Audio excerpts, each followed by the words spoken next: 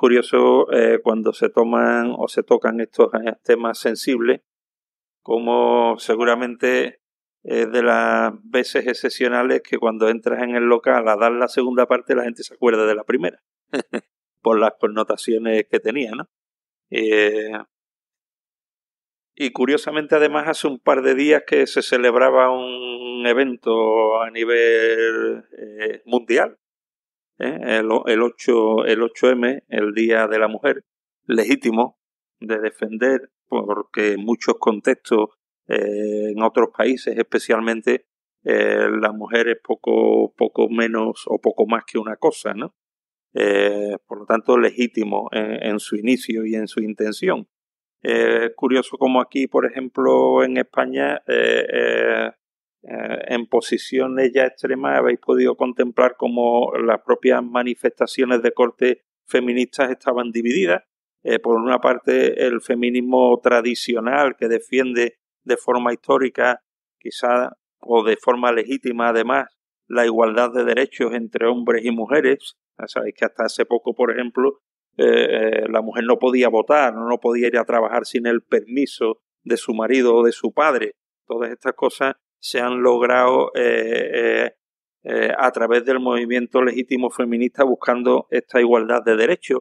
Sin embargo, había manifestaciones paralelas y contrarias al propio feminismo o movimiento feminista tradicional, y es el neofeminismo o el feminismo radical, que ya no lucha por la igualdad de derechos, sino que es o tiene como premisa la lucha contra el varón. Da igual los derechos, ya es una confrontación de género que se denomina misandria, es el término técnico, y no es otra cosa que el odio y la aversión o la aversión al varón.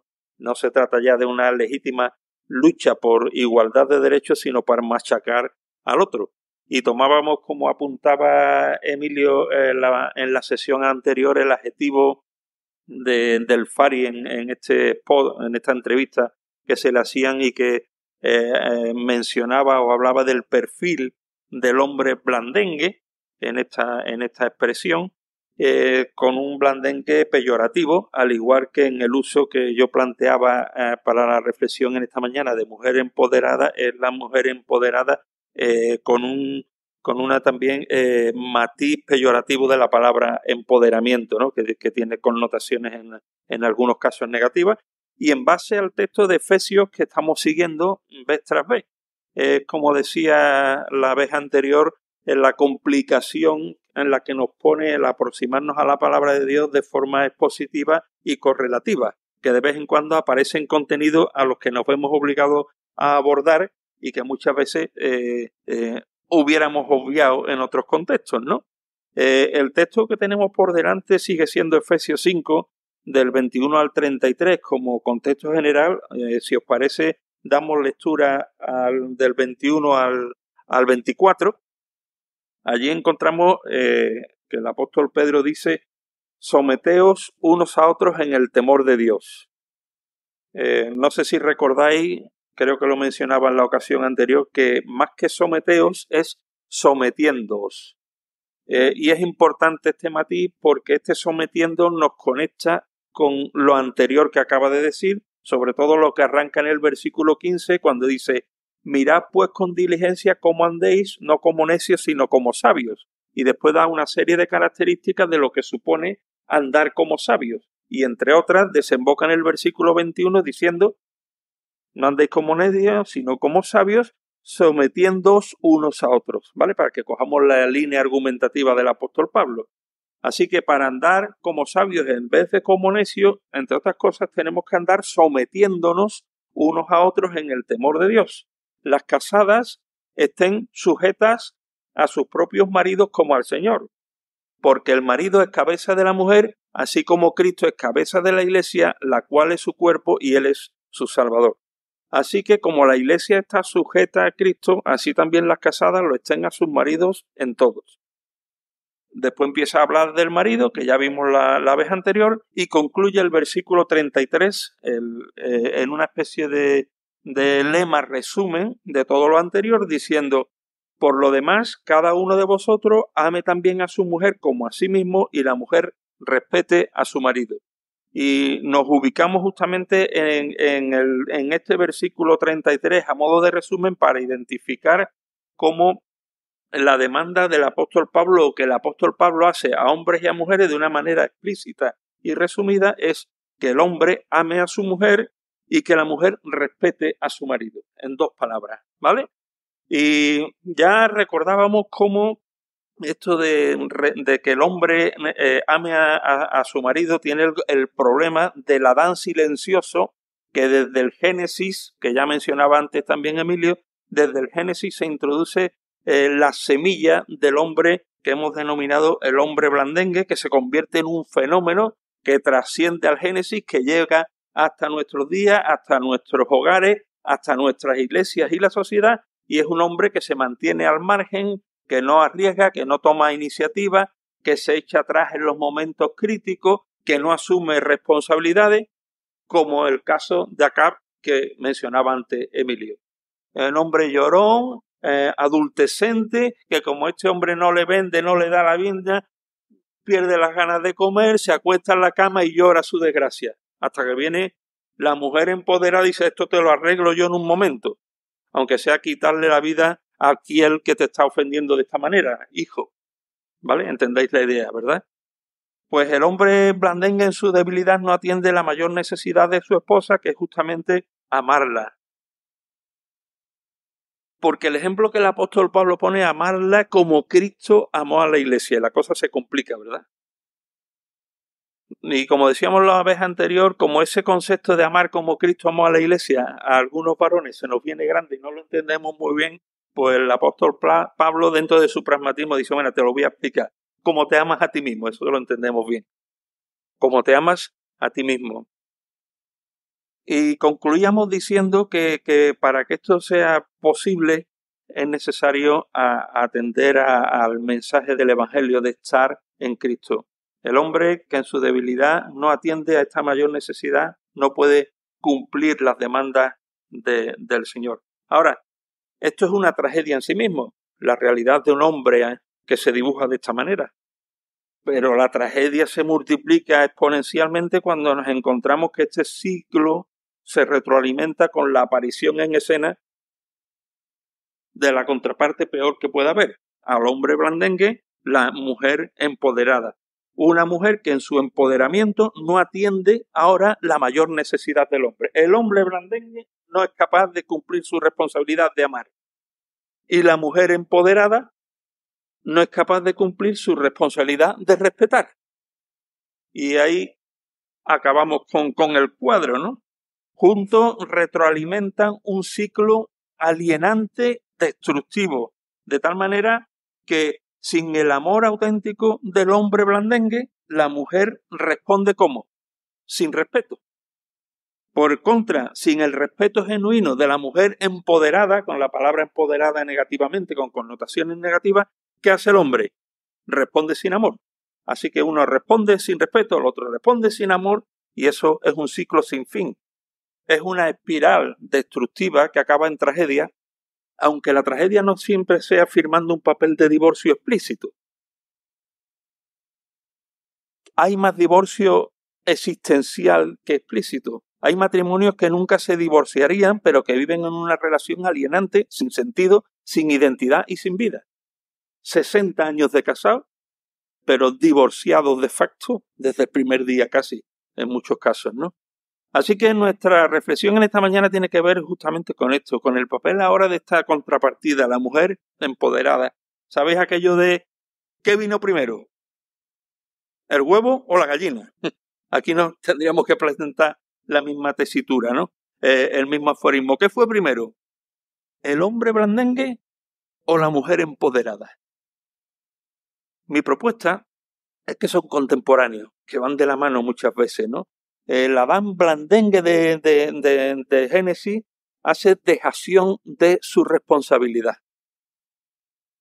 Y la Eva empoderada de Génesis hace dejación de su responsabilidad, porque se atribuye responsabilidades que no le pertenecen. ¿Ves?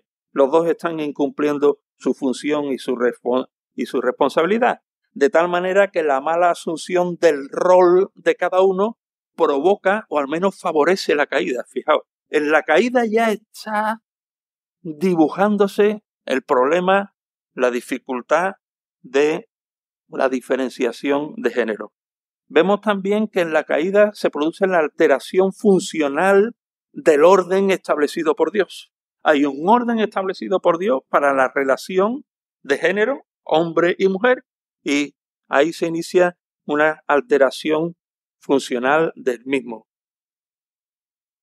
En la caída, que con mayúsculas vemos en Génesis, se denomina o se identifica la caída del hombre en pecado, ¿vale? Que le separa de Dios. Pero creo que ahí vemos en Génesis también el germen de la caída del matrimonio y de la familia.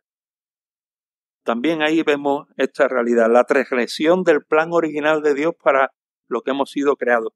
Y lo que es más grave, la deshonra de aquel que es el fabricante de hombre y mujer y que establece unas pautas de vida para que la relación entre ambos sea fructífera y bendiga y glorifique al Señor, y se rompe también ahí. Hemos leído el texto de Efesios que nos habla de la posición o la situación, la responsabilidad de la mujer. Dice, extrapolando un par de textos ahí, las casadas estén sujetas a sus maridos como al Señor, la mujer respete a su marido, versículo 33, y os invito a un pasaje un tanto paralelo que también incide en los mismos contenidos en la primera carta del apóstol Pedro, los versículos 1 al 7 del capítulo 3. Allí dice, asimismo, primera de Pedro 3, 1 al 7, asimismo, vosotras mujeres estad sujetas a vuestros maridos. Voy a hacer un paréntesis, porque aquí esposas, si dijéramos que levanten las manos, hay unas cuantas, mujeres hay muchas más. Entonces, es probable que inconscientemente ahora solamente se sientan aludidas las esposas, todas las demás. Yo no estoy casada, yo estoy divorciada, yo soy joven, yo soy viuda, etcétera, etcétera, etcétera. El contenido de esta enseñanza vale para todos y para todas. Las que no están casadas posiblemente lo estén. Las que no, las que están viudas o son mayores, no importa. Estos contenidos ayudan a que las mujeres mayores enseñen a las más jóvenes, ¿vale? O sea que el paquete es integral para todos, hombres y mujeres y de todas las edades. Y ahí el apóstol Pedro dice, así que vosotras mujeres estad sujetos a vuestros maridos para que también los que no creen a la palabra sean ganados sin palabras por la conducta de sus esposas, considerando vuestra conducta casta y respetuosa, vuestro atavío no sea el externo de peinados ostentosos, de adornos de oro o de vestidos lujosos, sino el interno, el del corazón, en el incorruptible ornato de un espíritu afable y apacible, que es de gran estima delante de Dios. Lo dejamos ahí en este versículo 4. Ahora, estos textos, este que acabamos de leer y el que hemos visto en Efesios, son textos que en primera instancia tienden a molestar, ¿verdad? Tienden a ser malentendidos y tienden a ser utilizados sesgadamente, buscando el propio beneficio. Yo creo que necesitamos establecer un cimiento estable a la hora de acercarnos a este texto, a estos textos, sacando cuál es el principio absoluto para el equilibrio a la hora de acercarnos a estos contenidos de las Escrituras. Como decíamos antes, todo arranca en el versículo 15, ¿vale? Mirad con diligencia cómo andéis, no como necios, sino como sabios. Y en una de las implicaciones de este estilo, de esta forma de andar, es cuando llegamos al versículo 21, cuando dice, sometiéndoos unos a otros en el temor del Señor. Aquí el apóstol Pablo en este versículo 21 está estableciendo el marco general de referencia para todas las relaciones interpersonales. Someteos por amor, someteos unos a otros en el temor del Señor. Va a hablar en primera instancia cómo se sustancia este sometimiento unos a otros en la relación o en la responsabilidad del marido, la responsabilidad de la esposa, pero después el resto del contexto a partir del capítulo 6 va a hablar cómo se implementa este someterse unos a otros en la relación padre-hijo, hijo-padre, trabajador-empleado, empleado-trabajador. Todo se retroalimenta del principio del versículo 21 en la asunción de este sometimiento mutuo los unos a los otros. De tal manera que podríamos decir que los hijos se someten a los padres cuando, nos dice el versículo 1 del capítulo 6, cuando obedecen. Pero es curioso que también se habla de la necesidad de, en este someterse unos a otros, del sometimiento de los padres a los hijos, en el versículo 4 del capítulo 6. ¿Cómo se somete un padre a un hijo? No provocando a ira. ¿Veis la contrapartida en ambos casos? Pues este concepto de intersumisión es el punto de arranque sobre el que se construyen las relaciones interpersonales. Y es absolutamente necesario comprender qué implica explícitamente este concepto en el ámbito de la relación de pareja. Hemos de entender este concepto de intersumisión, una sumisión mutua, una servidumbre mutua, cada cual ocupando y ejerciendo su función. Es decir, que nos sometemos unos a otros cuando cada cual cumple su función según el Señor ha dispuesto. Y el símbolo supremo de esta radical sumisión a la que somos llamados es la sumisión de la servidumbre de la cruz. Fijaos, hermano, este es el paradigma más elevado. El símbolo supremo de esta radical sumisión es la servidumbre de Cristo en la cruz. Jesús practicó la servidumbre en la sumisión a los seres humanos al cumplir su misión, haciéndose siervo de todos, entregándose hasta la muerte y muerte de cruz. El principio de sumisión, el apóstol Pablo lo identifica claro en Filipenses 2:3. Estimar cada uno a los demás como superiores a sí mismo. Así que no se trata tanto de exigir al otro nuestros derechos particulares, sino atender a los derechos de la otra parte. Haciendo un juego de palabras, os propongo que sumisión consiste en que cada cual cumpla su misión, diferenciando o cortando la palabra.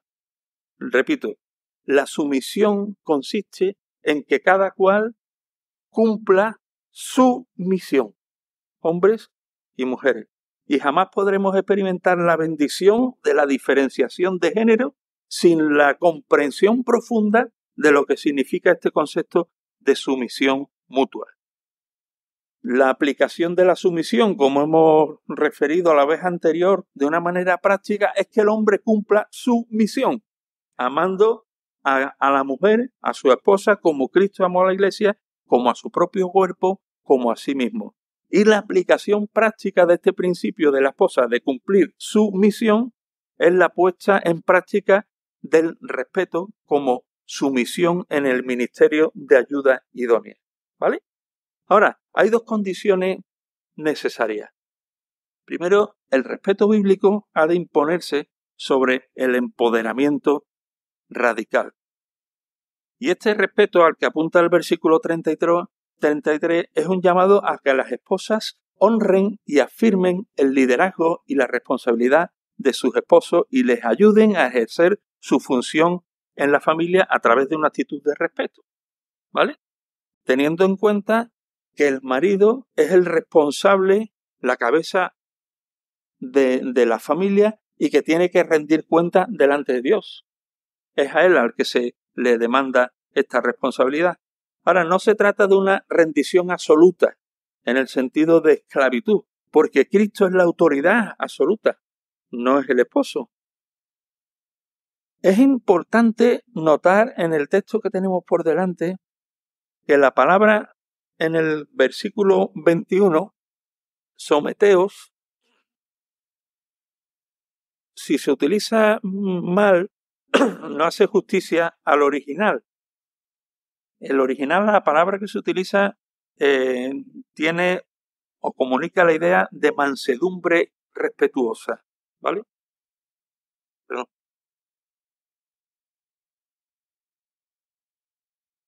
Hay otra palabra para que transmite la idea de sumisión, que no es la que se utiliza aquí. Aquí se utiliza la palabra original upotasso. Hay otra palabra para sujeción que significa arrojarse debajo o dejarse pasar por encima.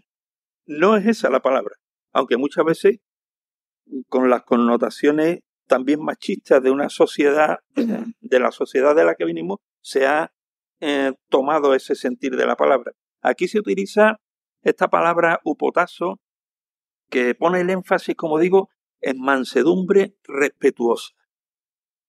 Mansedumbre respetuosa. Y contrasta de una forma drástica con el concepto de empoderamiento usurpador y beligerante del feminismo radical de ahora, de nuestros tiempos, ¿vale? ¿Veis la diferencia?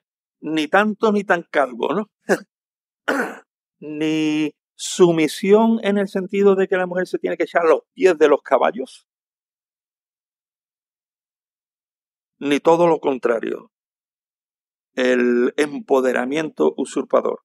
Aquí el apóstol Pablo está hablando y llamando a la mujer, a la esposa, con el énfasis de desarrollar una mansedumbre respetuosa, un respeto al orden que Dios ha establecido. La esposa debe someterse desde esta perspectiva respetando a su marido. Es decir, la sumisión es respeto, ¿vale?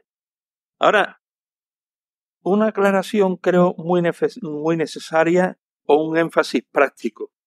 A ver si estáis de acuerdo. Tu marido, en el caso de las que estáis casadas, sabe que le amas. Yo creo que casi en cualquier relación medianamente funcional, los maridos tenemos claro que nuestras mujeres nos aman. Pero necesita saber y sentir que le respetas. Parece lo mismo, pero no es lo mismo. No sé si hablo chino para las mujeres, pero creo que los hombres entendéis bien lo que os digo. Estamos totalmente convencidos del amor de nuestras mujeres, pero necesitamos saber y sentir su respeto. Y este respeto es tan importante para tu marido como lo es para ti sentirte amado.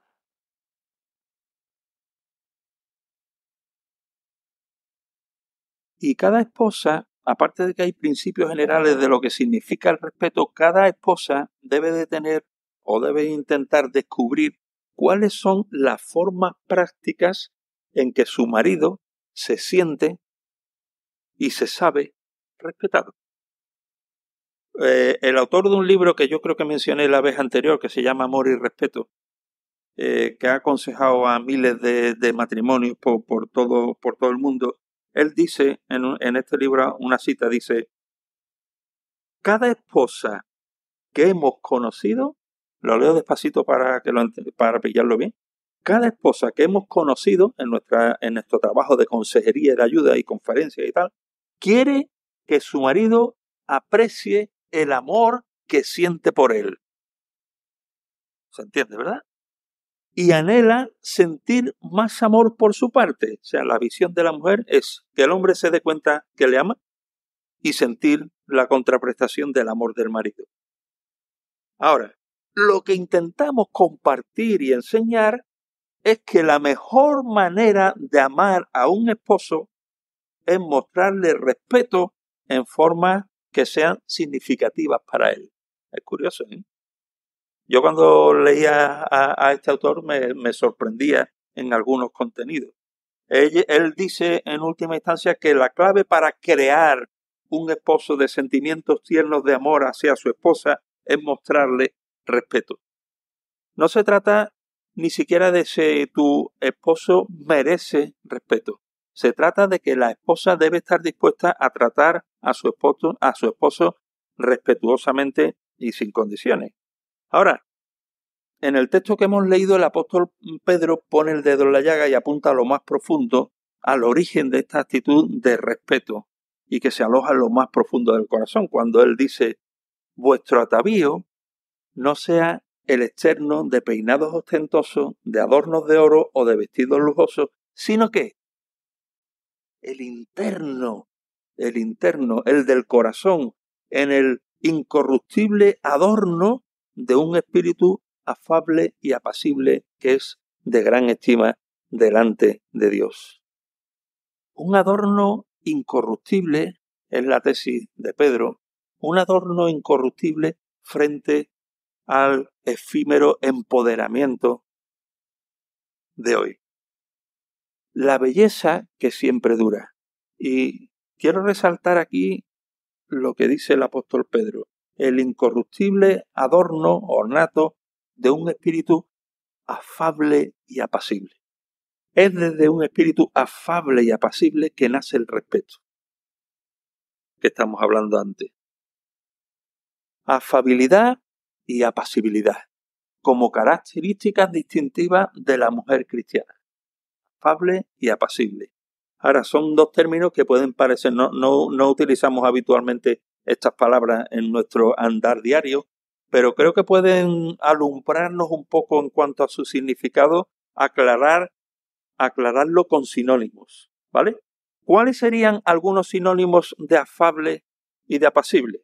Pues de afable, si vais a un diccionario de sinónimos, te dice o nos dice que una mujer con espíritu afable es una mujer agradable, benévola, conciliadora, amable, afectuosa. Y apacible es una mujer delicada, bondadosa, reposada, plácida, blanda, pacífica. La Biblia de las Américas dice un espíritu tierno y sereno. Tierno y sereno. También nos ayuda en la comprensión de estos dos términos no solamente los sinónimos, sino los antónimos, los contrarios. ¿Y qué sería antónimo para afable? O lo contrario de afable. Una mujer ruda, áspera, hostil, antipática. Es la antítesis de lo que estamos hablando, que muchas veces es lo que describe a la mujer empoderada de hoy. Una mujer ruda, áspera, hostil. Y apacible, ¿qué sería lo contrario? Pues una mujer inquieta, turbulenta, intranquila, rebelde, belicosa o belicosa. Quizá lo que describe el autor de Proverbios 21:19, cuando dice, mejor es morar en tierra desierta que con mujer rencillosa o iracunda, ¿vale? Es la descripción gráfica. O como también hace en el capítulo 27, gotera continua en tiempo de lluvia y la mujer rencillosa son semejantes. Pretender contenerla es como refrenar el viento, ¿no? De una manera así irónica. Es curioso, leía una cita de Montesquieu, sabéis, uno de los ilustrados franceses, y él dice, interesante, en la línea de lo que estamos hablando, dice, cuando los hombres prometen a una mujer que la amarán siempre, suponen que ellas a su vez les prometen ser siempre amables. Si ella falta su palabra, ellos no se creen obligados a cumplir la suya. Es un pensamiento humanista, ¿no? Pero va en la misma dirección, de tal manera que el sentir de las escrituras a veces incluso cuadra con el sentir del ser humano. Así que una vida transformada, afable y apacible, de respetuosa mansedumbre, a menudo va a ser el modo más eficaz de contribuir al desarrollo óptimo del matrimonio. Un terapeuta familiar dice, una mujer respetuosa se hace poderosamente irresistible. Es curioso, ¿verdad? Una mujer respetuosa que encarna este espíritu afable y apacible al que llama el apóstol Pedro, se hace respetuosamente irresistible, más que el extremo de adornos ostensibles, que no estoy postulando en contra de esto, ¿no? Pero que por encima de esto, por encima del adorno externo, está este interno que se hace realmente irresistible.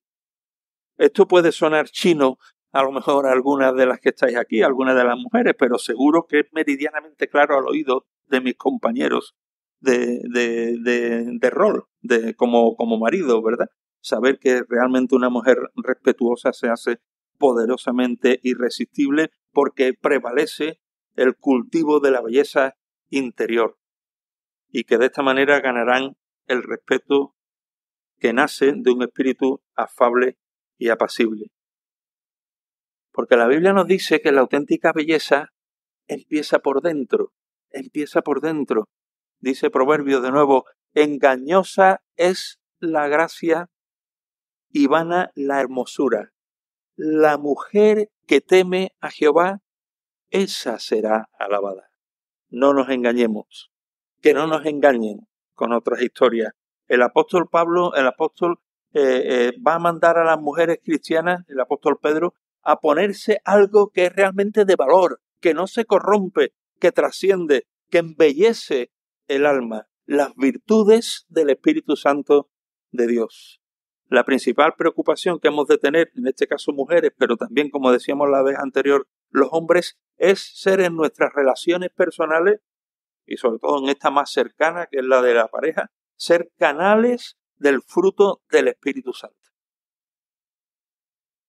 Que fluya a raudales el amor, el gozo, la paz, la benignidad, la bondad, la mansedumbre, la templanza, porque contra tales cosas concluye el texto diciendo, no hay ley. Y es en el Espíritu Santo que podemos encontrar que es la gracia y los recursos, y en este caso vosotras, para respetar a vuestro marido, aunque vuestro marido tenga un punto de blandengue. Es en el Espíritu Santo. Y esto va a contribuir a traer armonía y paz al matrimonio y a la familia. Por eso lo importante es la persona interior, el corazón. Y ¿saben? Los resultados están garantizados. Pocos productos hay que te vendan que den resultados garantizados. El texto que hemos leído en Primera de Pedro, ¿qué es lo que nos dice? Espíritu afable y apacible, que es de gran estima delante de Dios. Resultados garantizados, de gran estima delante de Dios. Este rasgo diferencial de la mujer cristiana es valorado en primera instancia por Dios. No estamos hablando de intereses personales de la parte masculina. Es que es de gran estima delante de Dios. Pero podríamos decir que como resultado colateral es de gran estima para el esposo y para la familia. Se genera un profundo cambio en la percepción del marido hacia su esposa cuando ésta cumple su misión y lo hace de forma afable, apacible y respetuosa. Y convierte o puede convertir así el hogar, o al menos contribuye desde su parte, en un remanso de paz donde toda la familia esté deseando de llegar y evitar de esta manera el ciclo anhelante destructivo que hemos mencionado anteriormente. Y no solamente es de gran estima delante de Dios y delante de su marido, sino que cumple el ministerio de ser ayuda idónea que vemos en Génesis. Esto tiene otra vez connotaciones un poco negativas, ¿verdad? Cuando se arguye el texto de Génesis 2, 18 y 20, como el proyecto o el propósito de Dios para la mujer en ese sentido, ¿no? Vivir siendo ayuda idónea. Pero a veces esta idea es malentendida, no sé cómo suena, ¿no? A veces esta idea de ser ayuda idónea tiene casi connotaciones como retrógradas o peyorativas de alguna forma. Ayudar. ¿Por qué? Porque se tiene la connotación habitualmente del que el que ayuda está por debajo, ¿no? Oye, ayúdame. Estoy pidiendo una ayuda en un inferior. Entonces, de alguna manera, no sé, a lo mejor es una percepción errónea mía, ¿no? Pero cuando yo leo esto y lo aplico a la relación hombre-mujer, el hecho de ser de ayuda es como, estoy por debajo, te voy a ayudar. Y eso es algo que hemos de desechar porque no es lo que dice el texto. En absoluto tiene esta connotación. Es una gravísima o gravísimo error en nuestra aproximación al texto porque el texto no tiene estas connotaciones que yo me hago en mi cabeza. Es necesario entenderlo bien. ¿Qué significa aquí ayuda idónea? Hay una peculiaridad en el uso de la palabra aquí, ayuda. Ezer, E-Z-E-R, ebenecer. Hasta aquí nos ayudó Jehová. Una palabra compuesta, ¿no? Pues ezer es ayuda.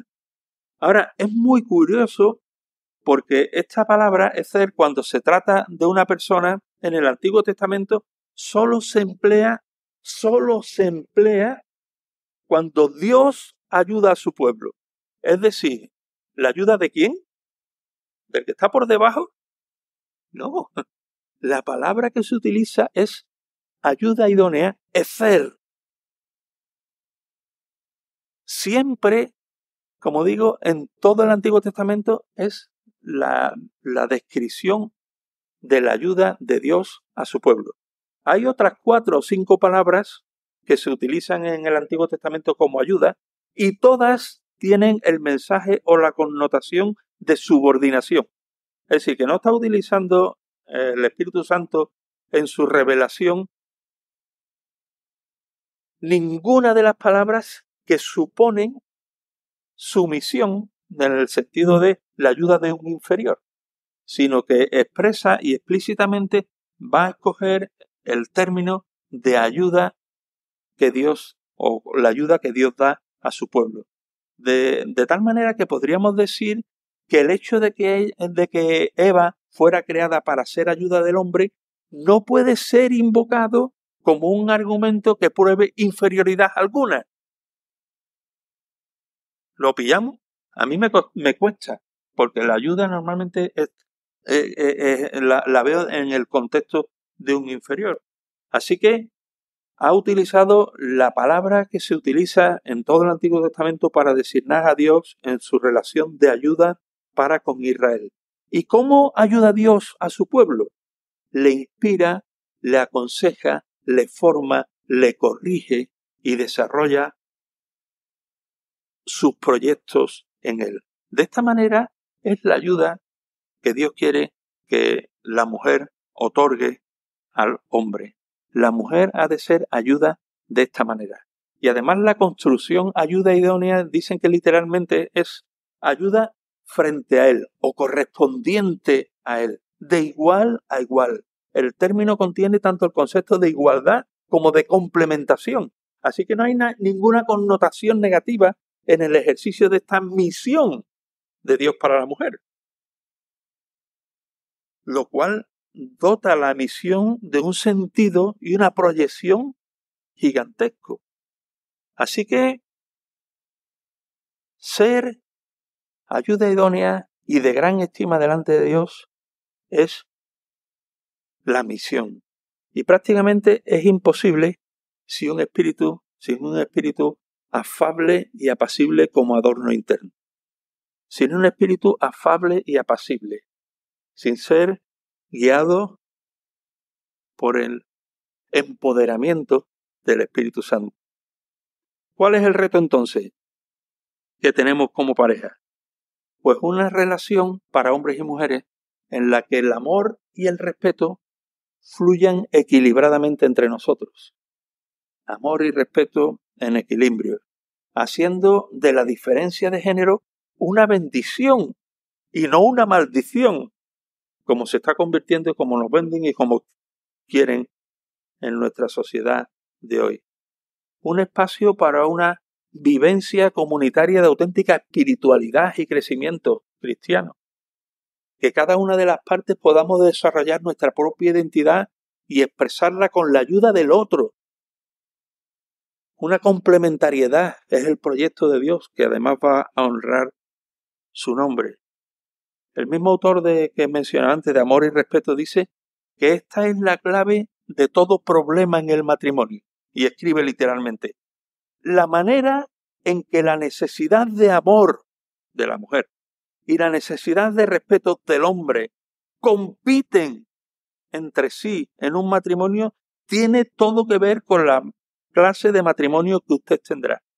La manera en que se gestiona estas necesidades de amor y respeto va a ser la clave de cómo va a desarrollarse nuestro matrimonio, si va a ser de éxito o va a ser de fracaso. Ahora, cuando un esposo siente que no es respetado, tiene la tendencia natural de reaccionar en maneras que la mujer no va a sentirse amada. Y cuando una esposa no se siente amada, va a tener la tendencia natural a reaccionar en maneras que el esposo va a sentir como falta de respeto. Esto es importante. Y necesitamos edificar relaciones que pongan de manifiesto que el proyecto de Dios funciona, cuando hombres y mujeres asumimos nuestro rol, nuestro papel. Y Dios es honrado en medio de esta relación cuando el esposo ama a su mujer como a sí mismo, como Cristo amó a la iglesia, y cuando la esposa respeta a su marido como al Señor. No sé si recordáis, pero terminábamos la vez anterior con una cuestión. Y decíamos para los hombres, bueno, y para esto ¿quién es suficiente? Para salir de la dinámica del hombre blandengue y ser el hombre que debemos ser según la voluntad de Dios. En este caso, para esto que nos ocupa, ¿qué mujer es suficiente? Os propongo que solamente, y permitirme la licencia, solamente Cristo podría ser la esposa o la mujer perfecta, ¿vale? Solamente Él puede marcar la diferencia en tu vida. En Él y por Él tendrás la suficiencia, los recursos para poder respetar a tu marido con un espíritu afable y apacible. Porque va contra naturaleza. A los hombres nos sale natural amarnos a nosotros mismos. Y no amar a la mujer como Cristo amó a la iglesia, porque prefiero amarme a mí mismo. Y a las mujeres, creo, estamos globalizando, a nadie se ofenda, les sale por naturaleza el empoderamiento, ponerse por encima, en el mal sentido de la palabra, ¿no? ¿Quién es suficiente? Solamente a través del empoderamiento del Espíritu Santo podéis vosotras, hermanas, hacer fluir el respeto que nace de un espíritu afable y apacible. Porque a ambos, hombres y mujeres, se le puede aplicar el dicho de la cabra tira al monte. Nuestra naturaleza nos lleva a donde nos lleva. Y por más que el perfil de tu marido pueda ser un perfil de marido blandengue, por más que nuestros perfiles de blandengue muchas veces os pongan nerviosas, os saquemos de los nervios, saquemos lo peor de vosotras mismas, buscar el recurso de andar en el Espíritu. La palabra del Señor nos dice, aunque es en otro contexto, todo lo puedo en Cristo que me fortalece. ¿Puedes batallar con tu marido blandengue? En Cristo que te fortalece. Ya definíamos un poco el concepto de en Cristo la vez anterior. Para mí es sorprendente porque no nos dice con Cristo. No nos dice todo lo puedo con Cristo, sino nos dice todo lo puedo en Cristo, y el cambio de preposición tiene un valor gigantesco. Yo puedo decir, yo estoy con Emilio, pero no puedo decir yo estoy en Emilio. Yo puedo decir estoy con Cristo, pero también puedo decir estoy en Cristo. Porque estar con alguien, en este caso con Cristo, supone la relación de estar en el mismo tiempo y en el mismo espacio, y hemos coincidido y estamos con. Pero estar en implica inmersión en su naturaleza. Y el milagro es que su naturaleza nos ocupa por el Espíritu Santo. Entonces, estamos en Cristo porque Cristo está en nosotros por su Espíritu. Y este es el recurso extraordinario. La palabra del Señor nos dice, yo soy la vid, vosotros los pámpanos. El que permanece en mí, no conmigo, ¿vale? Otra vez la preposición en, el que permanece en mí y yo en él, fusión casi de naturaleza, este lleva mucho fruto, porque separados de mí nada podéis hacer. Y hermanas, no tenéis nada que hacer. Para desarrollar este espíritu afable y apacible que fluya respetando a su marido, si no es en Cristo.